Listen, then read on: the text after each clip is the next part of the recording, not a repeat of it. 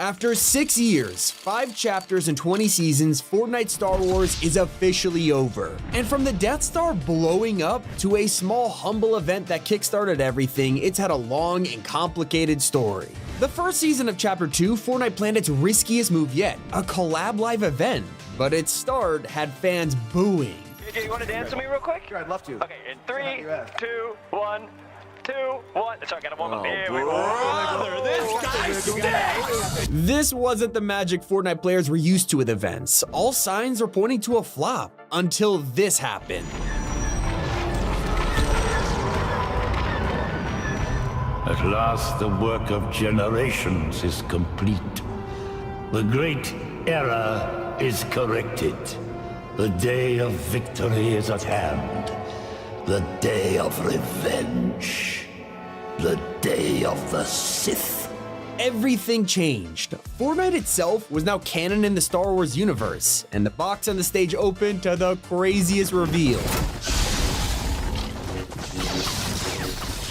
Blasters and sabers were finally here, and it felt like worlds colliding. Imperial stormtroopers, Sith troopers, even Rey, Finn, and Kylo Ren were now in our lockers. All of this would build up to the insane collab we know today, but first it had to evolve.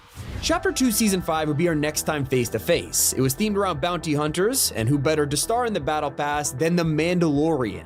Tier 1 outshined the rest thanks to Din Djarin, and as you progress, you could upgrade him with Beskar armor to just trick him out. To truly unlock his potential, you had to hit tier 100, then you would get Grogu, or Baby Yoda as we knew at the time, and it was insane. One of my least favorite landing spots was Mando's crashed ship where he became a boss. It would have been awesome if he didn't kill players who hadn't even landed yet. The Ambient Sniper Rifle was the newest mythic with a thermal scope and a melee that knocked enemies back. Kinda lackluster on its own because the true purpose was to combine this with the iconic jetpack that every Mandalorian is known for. But Fortnite still wasn't done and dropped an entire mode nobody was expecting. Mando's Bounty was not only extremely fitting with the season, but brought us Easter eggs like Carbonite Peely and an entire POI inspired by the Cantina. In the back, you could even find an instrument that would play the iconic song. While this felt like the golden age of Star Wars, all good things have to end. A new low for the franchise was coming, because after Mando, it would be the last time we saw the collab until years later in Chapter 3. In Season 1, Fortnite brought another Mando bounty hunter to the island, Boba Fett. Instantly, one of the most recognizable characters in the series was here to promote the show, except this was also its downfall. Thanks to Boba's new outfit on screen, his Fortnite skin looked nothing like the original, missing his cape, classic beige clothing, and of course that iconic green jetpack. The skins that came with him were also from the show, giving us Fennec Shand and Cursentan, which are not very exciting additions. But May the 4th was a few months away, and Epic started planning their annual event. It was basically the Obi-Wan event. Just like the last 2 crossovers, this was inspired by a single show. Now we did get the classic character, which brought his own special lightsaber, except it didn't have any crazy abilities. On the bright side, it was May the 4th, which led Epic to unvault sabers and even the E11 blaster rifle. But that was basically it. Would collabs only released to promote Disney Plus releases? Were we never getting a fully fledged Star Wars event again? Well, a bigger partnership was brewing behind the scenes, and that would drop in Season 3. It was time to bring out the character everyone had been waiting for. The Battle Pass had Darth Vader.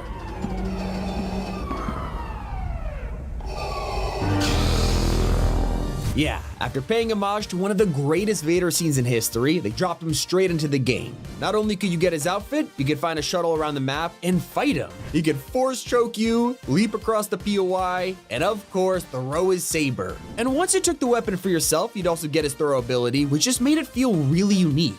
Finally, gone were the days of simple NPCs and just reskin lightsabers. This new era would be different. Season 4 abandoned the idea of just trying to promote Disney shows and finally give us what we've been waiting for, the original trilogy. Like previous events, we got sabers and blasters, but more importantly, the item shop had a jaw-dropping update. Luke Skywalker, Han Solo, and Princess Leia were finally playable and full of secrets. From Leia's disguise from Return of the Jedi to R2-D2 as a backbling, fans were overwhelmed at the level of detail. Except after Chapter 3 had bombarded us with constant Star Wars drops, fans were starting to get fatigued.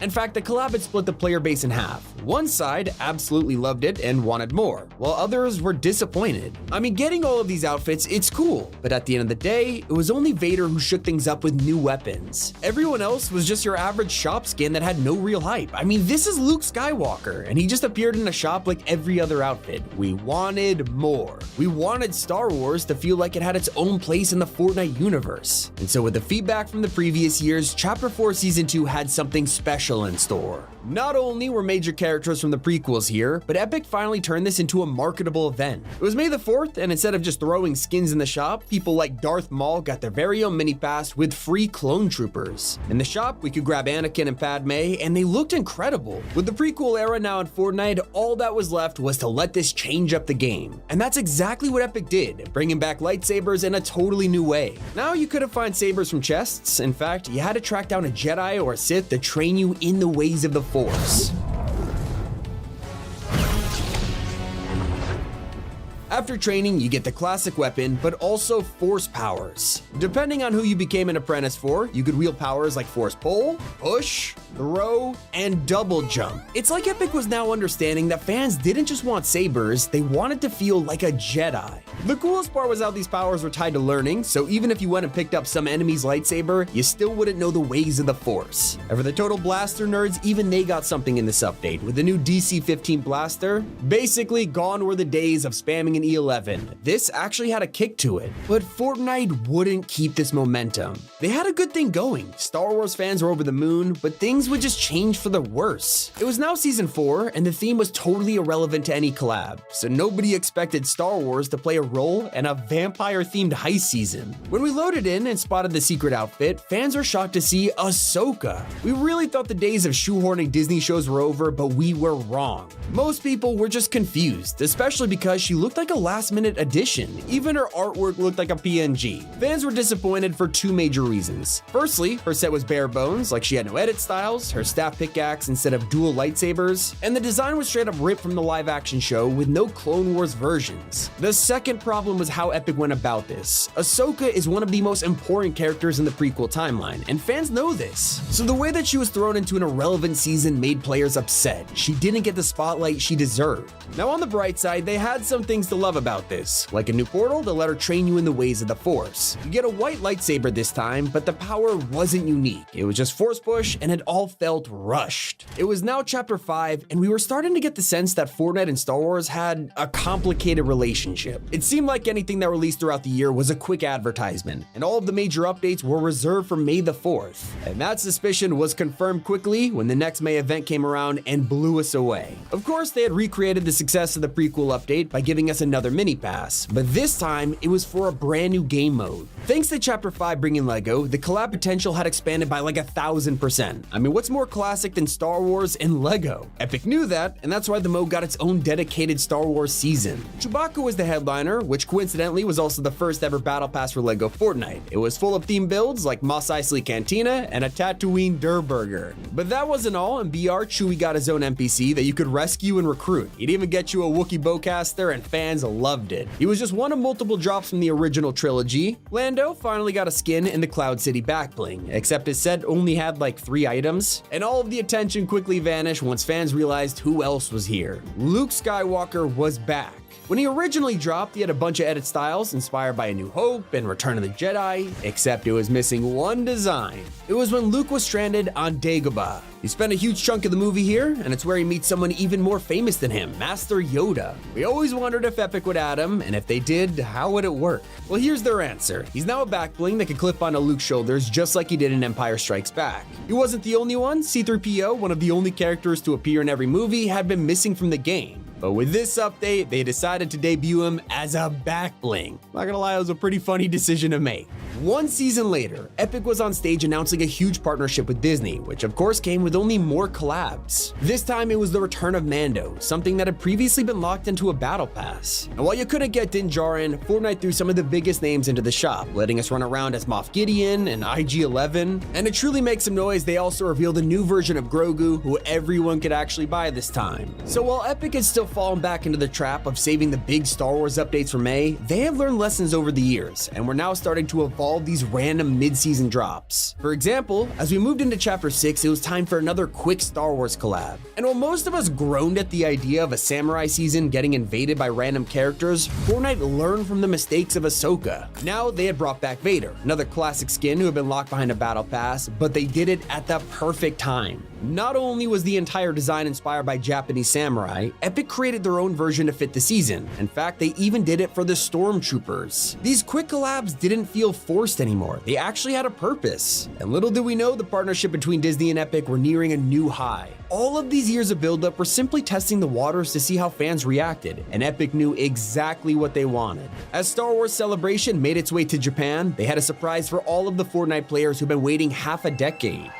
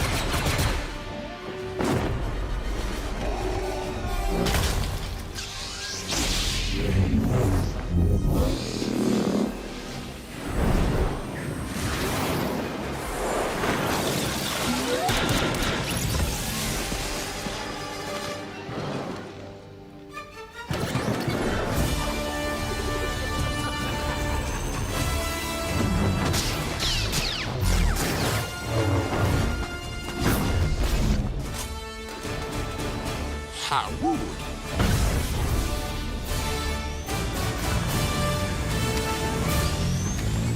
It's everything they wanted and more. All of those highs and lows, disappointments and excitements, it led to this very moment. This wasn't your average May the 4th. It was everything. I'm talking every character, weapon, vehicle, all of it was changed for Star Wars. They removed all guns in the loot pool and replaced them with blasters, meaning ammo was vaulted for the first time in history. And just on the season's launch day, there was an overwhelming amount of fan service. From TIE fighters and X-Wings to thermal imploders and brand new POIs, no stone was left unturned. Prequel lovers were able to play as General Grievous and Mace Windu, and possibly the craziest outfit of them all, which is Darth Jar Jar. Like, something that was an inside joke in the community was now realized in Fortnite. Original trilogy fans got Emperor Palpatine as the villain, along with tons of weapons from the films and POIs like the Mos Eisley Cantina. Even the sequels got representation here, from the First Order base, the Captain Phasma and Poe Dameron. Rey also got another outfit with a Sith style. All of these guys had gigantic sets full of Easter eggs, and there was so much content that Epic had to break it into 5 different parts. Each week, a new group of characters appeared in the shop and influenced the loot pool. Whether it was a totally customizable Mandalorian with a jetpack, sniper, and Jango Fett's blasters, or Samurai Darth Vader literally breaking the internet with AI. Your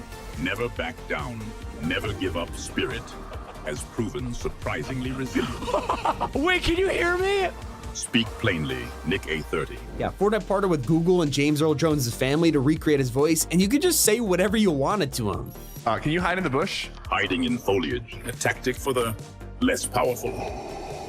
Now keep in mind, this all happened on week 2 of the season. Epic was just getting started, and as we were distracted by updates like controlling Star Destroyer cannons, everything changed with one announcement. For the first time since Star Wars debuted all of those years ago, we were finally getting a live event. And this wasn't going to be on the smaller side, it was going to break tradition as the first mid-chapter event since 2022. We would destroy the Death Star. But as we look back throughout the entire history of all of this, we have to wonder, was it a successful partnership? This season, with the amount of content that it's had, also had Fortnite's lowest player count pretty much of all time. Will this be the last time Star Wars is in Fortnite? Well, only time will tell. It's been Tommy, keep it here on Top 5 Gaming.